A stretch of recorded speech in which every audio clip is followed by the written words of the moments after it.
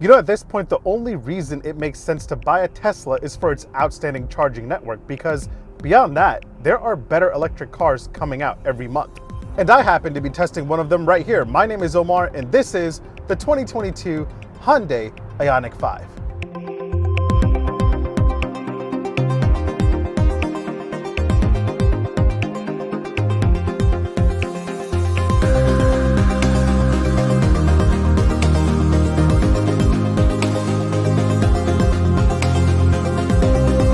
Right off the bat, the ride quality of this thing is absolutely perfect. It is so comfortable and so well balanced.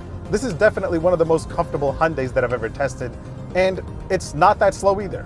So the long-range rear-wheel drive Ioniq 5 makes 225 horsepower and will give you a total range of about 303 miles on a full charge. It'll take a pretty long 7 seconds to get to 60, but the all-wheel drive Ioniq 5 that I'm testing here makes 320 horsepower and will give you a range of about 256 miles, but it will do 0 to 60 in 5 seconds flat. That's as fast as a Volkswagen Golf GTI and almost as fast as a Kia Stinger GT and the Tesla Model Y long range, and it doesn't get sloppy on turns and bends either. Pop this thing into sport mode and it accelerates a little bit faster, the steering wheel gets a little bit heavier, and it just becomes more fun to drive. Yes, the Model Y Performance does it in 3.5 seconds. I know, calm down Tesla fans. But did I mention that the pricing for the Ioniq 5 starts at just $43,650 for the long range and right over $47,000 for the all-wheel drive? And that's before any tax credits or quality issues. The Tesla Model Y long range starts at $58,990. But yeah, this thing is pretty quick, but honestly, speed doesn't matter. I have yet to see an electric car driver zoom in and out of traffic and act like they're on the track. Most of the time, you're going to be driving this thing with one pedal turned on and in normal or eco mode, and in those two modes, you'll get along just fine. This thing is so smooth, and Hyundai has done a great job of making this cabin less noisy. It really has a sense of zen and serenity in here, and that may have to do with the spacious cabin. Honestly, when I first saw photos of the Ioniq 5, I was expecting it to be a tiny hatchback EV that's fun and nimble. It's the total opposite. This thing is big, like compact SUV slash crossover big. I was really surprised when this thing first pulled up to my house because I was expecting it to be much smaller. And the other reason I was surprised is I was expecting it to drive, well, crappy. But to my surprise, it feels like you're driving a luxury SUV, and in some cases, it actually has a better ride quality than some other luxury SUVs out there. So, do I recommend buying the Hyundai Ioniq 5 as your first or next electric vehicle? Let's find out. Let me give you a quick tour of the Ioniq 5, and then I'll give you my opinion on whether or not if you should plug this into your wall. Make sure you hit like, make sure you hit subscribe. All right, let's do this. All right, before we get into everything else, let's take a look at some of the cool and interesting things that you should know about the new Ioniq 5, because there are a lot of them. Now, there is no doubt that the Ioniq 5 is one of the most unique looking vehicles that we've seen in quite some time, and we'll talk more about that later, but one of the most unique design elements on this are the pixel lights. Hyundai calls these parametric pixel LED lights, and they are most apparent from the design of the taillights. These are absolutely the coolest taillights that I've seen in a very long time. The pixelation continues in the front with the design of the LED headlights. Each of the lights has 2 pixel-shaped daytime running lights, and you even have some pixels on the inside of the headlight housing. The turn signals in the side view mirrors are also pixel-shaped. And then when you pop open the charge port, you'll see that the charging indicator also has a pixel design. Another cool lighting design that I want to point out is this V-shaped light bar which you see on the front, and you get this only on the Ioniq 5 SEL and limited trims. I am definitely digging the lighting game on here. Now, besides the pixel LED lighting, the other most talked about feature on the Ioniq 5 is the relaxation mode for the driver's seat. Now, you can't fully recline this while you're driving because that wouldn't be safe. But the thought here is that while you're at a charging station charging your Ioniq 5, you can put the driver's seat into relaxation mode. With a push of this button right here, the seat back goes all the way down, like really far down, and a footrest comes up so you can relax and take a nap while you're charging your EV. Now, I can probably make a whole 15-minute video just going over the features of the Ioniq 5, so let's speed things up with a quick rapid-fire session because otherwise we're going to be here all day. The charging port on the Ioniq 5 is motorized, and you have a button on your keys to quickly open it and even close it. That is pretty cool. Teslas have the summon feature. The Ioniq 5 makes do with Hyundai Smart Park, so you can move this back and forth with your keys in case some people around you are mean and park really close to you. And the full remote smart parking assist will also allow the Ioniq 5 to automatically park itself. Once you get inside, the first thing you'll notice is that you have loads of space in here. The interior is very, very spacious with some clever storage. You can slide the center console back and forth if you want to create some more room, and it goes back and forth pretty far. You've got a huge amount of storage right here under the front armrest, and you also have some storage in the armrest itself. You have some more storage right down there, and you also have some extra storage under the cargo floor. And since this is an electric car, you have more storage in the front. Well, not really more, maybe less. It's pretty small. Inside, there are no Hyundai or Ioniq logos. You just have 4 dots right here on the steering wheel. Not sure what that signifies. This square to the left of the gauge cluster is a magnetized area where you can stick pictures of your loved ones or gasoline-powered cars to remember how things used to be. You have a plus and a minus on the accelerator and brake pedal. I'll let you figure out which one is which. You've got a cool 3D camera mode so you can spin around your Ioniq 5 digitally. You can also zoom in and out on the 360 surround view, which I found interesting. Now, personally, I'm not a fan of heads-up displays, but this one here on the Ioniq 5 has augmented reality turn-by-turn navigation like Mercedes-Benz. That's actually pretty useful. And one of the coolest things about the Ioniq 5 is the vehicle-to-load two-way onboard charger, which basically lets you use your Ioniq 5 to power anything you want. You could even charge another EV if you want. There's also a V2L outlet underneath the second row to charge smaller items like iPads and laptops. Now let's get into the pricing details because you'll find some more cool and interesting features as we go over how much this thing costs. Pricing starts at $39,700 for the base rear-wheel drive SE standard range, which will make 168 horsepower.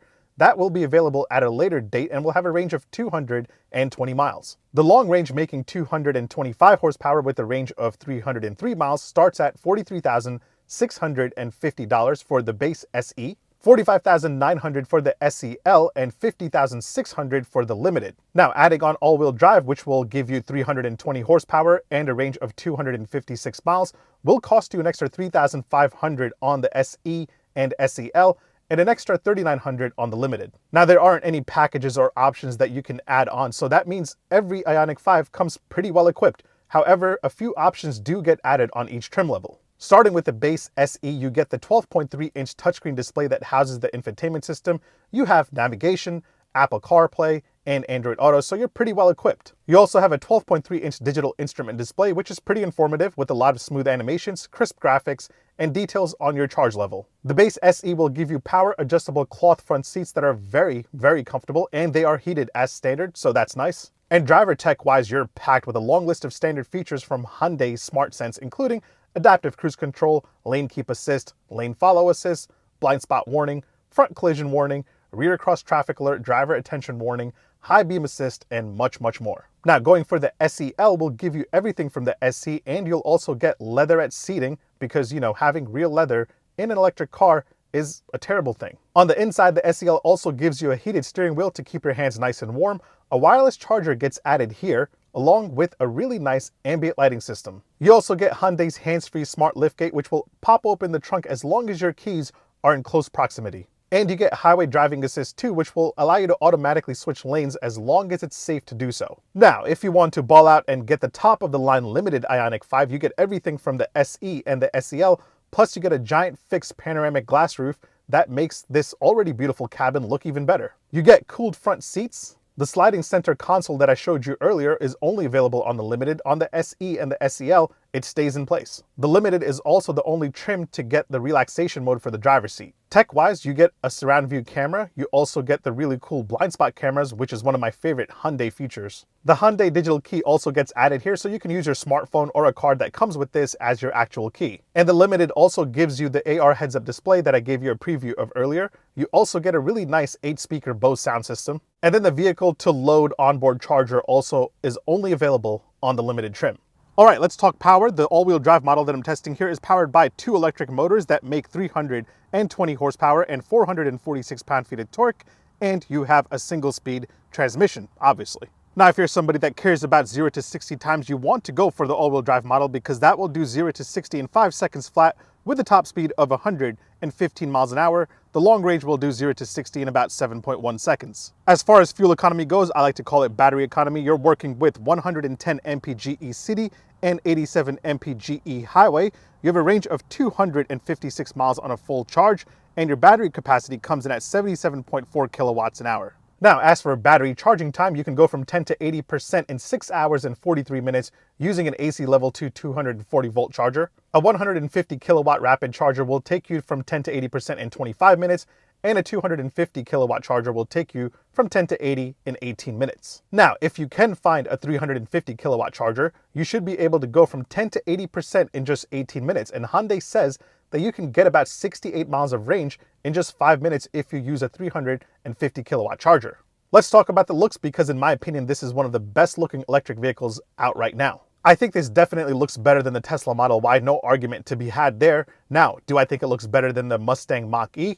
I do, but that's me. Other people have different tastes and might feel differently. I also think that this looks better than the Volkswagen ID.4. That said, the Ioniq 5 and the Polestar 2 are two of my favorite electric cars when it comes to design, and I think it may have something to do with the whole retro-ish design. The Ioniq 5 is one of the few vehicles that looks great from every angle. I love the side view with the sharp creases and slashes. Again, one thing I do want to point out is that this is much bigger than what it looks like in the photos you've probably seen online.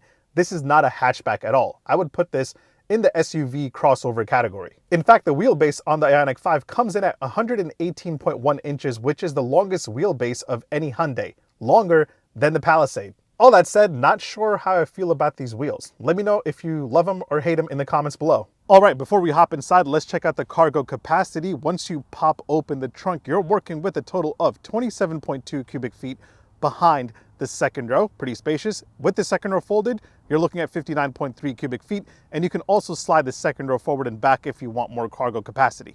All right, so we've already seen a lot of the interior throughout this review, but let's talk about design and quality. Design-wise, it's very minimalistic, and that's what makes this interior very spacious. And for some reason, it's probably just me, just like the outside, I feel like the inside also has a retro feel to it. Quality-wise, I think Hyundai killed it. Everything in here has a really solid touch to it. There's a great use of high-quality materials throughout this cabin, and it feels very luxurious. Take a look at the indicator and the wiper stocks. The fit and finish on this is amazing. Even the gear selector down here, it feels and looks very solid. Keep in mind, I am testing the limited trim. Lower trims might have other materials that don't look and feel just as nice as this. Now, in terms of comfort, this is an outstanding place to be. The front seats are extremely plush and very soft, and even the rear seats, which can sometimes be an afterthought for some brands, they are very, very comfortable. The only thing I don't really like in here is that you have to go through the infotainment to turn on the heated and cooled seats, as well as the heated steering wheel. There's no dedicated button for each of those controls. Another thing is that this drive mode selector, it looks like you're supposed to turn it, but it's a push thing. So I don't know why that is. I wish they made it a dial. All right, let's check out the legroom in this second row. You have a total of 39.4 inches of legroom back here, so it is pretty spacious. I'm about 6 foot tall. That is my seating position. As you can see, I have legroom for days. This cabin is very spacious. Oh, and if you go for the limited trim, you also get second row side window shades to, you know, block all the haters from checking you out in your Ioniq 5. Now, before I give you my opinion on how the Ioniq 5 stacks up against the competition, let me point out a few random things that I'll have to show all of you. You have 4 cup holders. You have 2 in the front for the front passengers, and then you have 2 in the back for the rear passengers. As far as the charging game goes, you don't have any USB-C ports. You have 2 USB-A ports right here, and your wireless charger is right there. You've got another USB-A port right there next to the storage area. And then second row passengers are working with 2 USB-A ports of their own. And finally, it's time for an indicator and horn sound test here with the 2022 Hyundai Ioniq 5 indicator first. Same old Hyundai indicator. Now for the horn sound. Oh yeah, I like it a lot. And now that I've given you a tour of the Hyundai Ioniq 5, let me give you my opinion on whether or not if you should buy one. All right, let's get to it. So as I said in the beginning of this video, the only thing Tesla really has going for it now is its outstanding charging network. And if you're somebody that has range anxiety or charge anxiety, a Tesla might help solve those fears. But if you're someone that wants to be different, someone who doesn't want to become just another Elon Musk fanboy, someone that appreciates a quality built vehicle, well, I highly recommend giving the Ioniq 5 a spin. How does it stack up to the Ford Mustang Mach-E? To be honest, this feels more solid than the Mach-E. It's definitely more comfortable than the Mach-E, that's for sure.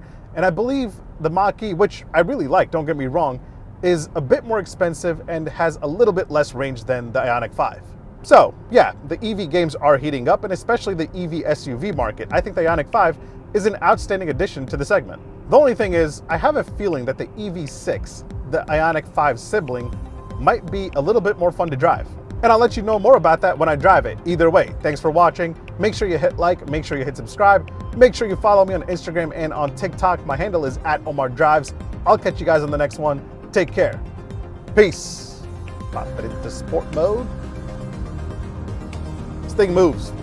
It definitely moves. Look at me going over bumps, no problem. Thing soaks up bumps with so much perfection. It's crazy how comfortable this car is.